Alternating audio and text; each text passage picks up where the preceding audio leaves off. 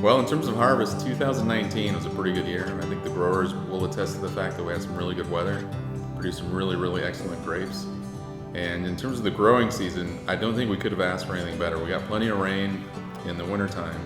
We had really nice weather in the summer, kind of a mild summer, but then occasionally we get some pretty good blasts of heat.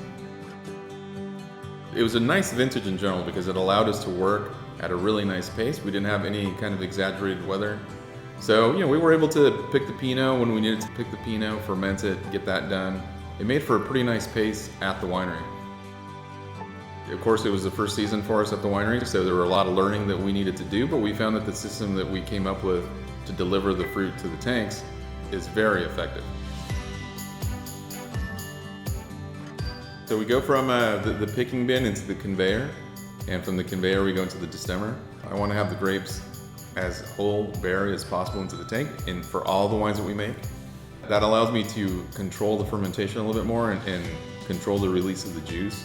The destemmer destems into these stainless steel bins that the forklifts can pick up, and then for the Schweitzer we have 3 French oak wood fermenters that the fruit goes into.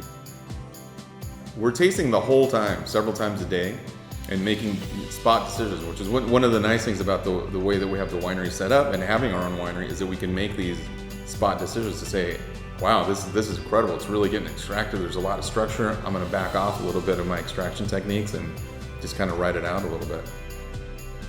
The people that did the harvest this year, there was essentially 4 of us, me, Jesus, Bear, and occasionally Kate. And we did everything from receiving the fruit, filling the tanks, pump overs. We did it all ourselves, 4 people. It's pretty intense.